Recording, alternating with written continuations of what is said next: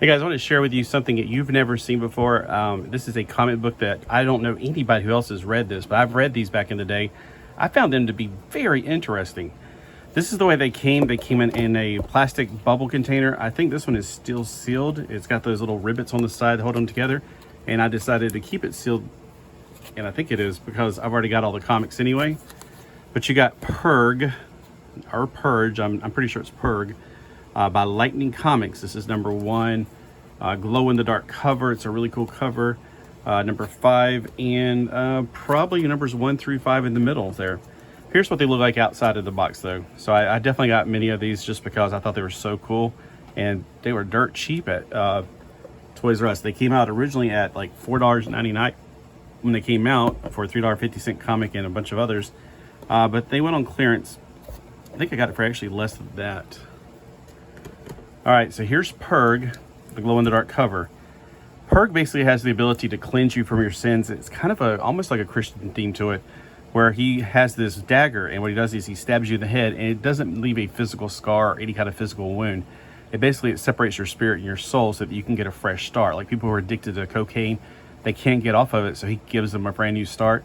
Usually he has to fight villains who he gives a brand new start to because they have become overtaken by their sin to where they can't not fight. They have to get that sweet hit of crack or whatever, and so they got to do some crimes to get their feast on and whatever they're doing. That's what I vaguely remember from the comic. I read this way back in the 90s. I can clearly remember when I was reading this. Here we are on this side. We got, who's going to be there? Who's going to be Satan? So that's why I'm thinking the artist had some kind of connection to Christianity, because why would a superhero have that kind of power, have a cross? Also, his sword or his dagger, it basically had a cross in, like when it left like you could see where it went into your head, it left like a wound. Oh, you know what, I should just show you. Because this is, I'm trying to get through this video to show you all the covers, but you know what? I mean, this is one of those things where I don't need to speed through this. It's a flip-sided cover too. So you got this one side, this on the other. Got that powder dust coming off of it. Okay, so it's actually a flip-over cover as well. All right, so happens to lights. Happen to the lights. All right, anyway. So here he is with the dagger. He plunges it in his head. And see what happens is there's a cross on his head. You shall all be cleansed. You shall all be purged. There go his name. So he just killed Joe. No, he didn't kill Joe. He freed him from his addiction. They were a bunch of guys hanging out doing crack or cocaine. And so kind of reminds me of Ghost Rider, I guess you can say, because of what I've heard of Ghost Rider. I haven't really read that much of Ghost Rider, just whenever he appears in other comics. I don't think I've read a single issue of his. But whenever Ghost Rider puts those chains on you, I think he basically scares the hell out of you, literally. And in this comic book, you got a guy who's basically stabbing you in the head to completely cleanse you from your sins and your past so you can have a fresh start. See? You have a sickness, Richard, and I am the cure. Come forward for your cleansing. A life awaits you grander than you ever could imagine. And the woman's coming in and sees him in the middle of the process. No!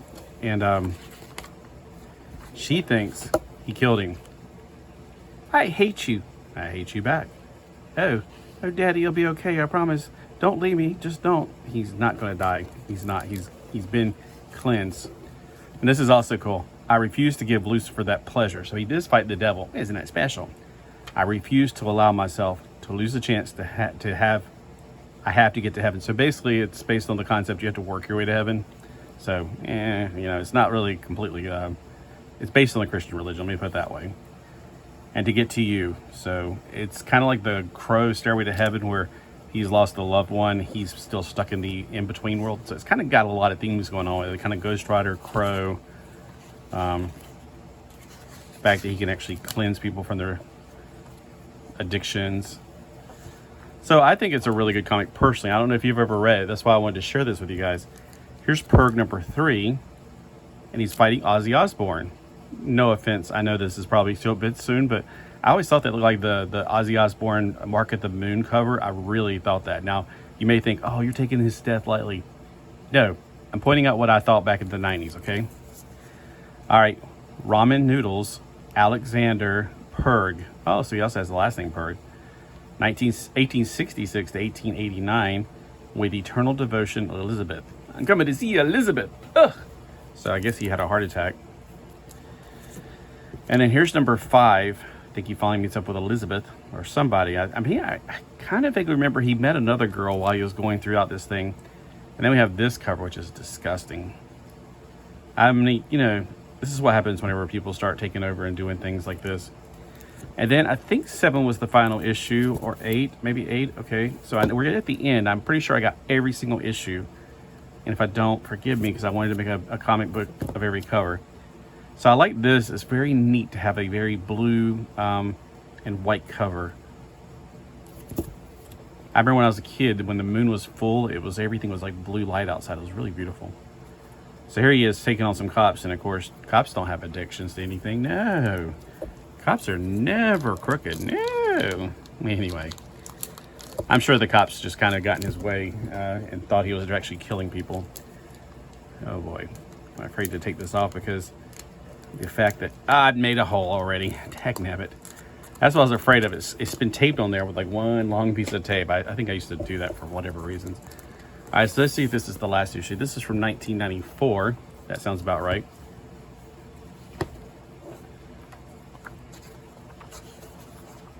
Okay, so he's going up against Lucifer right here. All right, so Joseph A. Zelensky. Here's the people who are the team.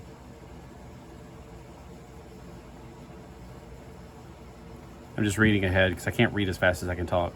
I can read faster than I can talk, is what I'm trying to say. I'm trying to read and talk at the same time.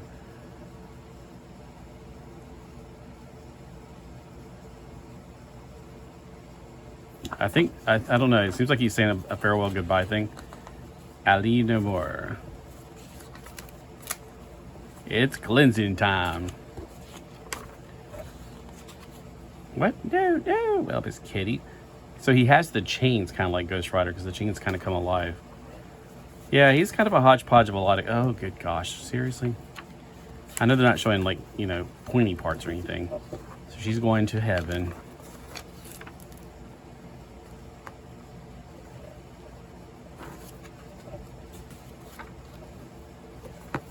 No, it does say next issue alive. Don't miss it. So evidently I either don't have number 9 or it wasn't with the rest of the comics. But I definitely wanted to give you a chance to see something you probably have never seen, which is the company that made this, Lightning Comics, and the 8 issues of Perg, which is your favorite cover. And has anyone out there actually ever read this other than me? Makes me want to go back and reread it, but not if I don't have the last issue, because I want to go and reread all of them. So that's number 9. I really like the cover of this one. I know a lot of you guys are going to say this cover. Number 5, number 3, number 4, number 1 with the glow-in-the-dark cover. That's definitely a favorite. And number 2. All right, let me just check my pile here because I got some Bloodfire. Maybe I stuck it in the back of Bloodfire because it had an odd number one or something. Because, you know, I didn't have comic books covers back then. I just made do with what I got. Nope, I got a pile of comic books here to go through, and that's all I have is numbers 1 through 8. Maybe he never made number 9. I don't know. I had to go and check my CLZ app. But again, I'd love to hear back from the comic book crowd out there that may watch this video.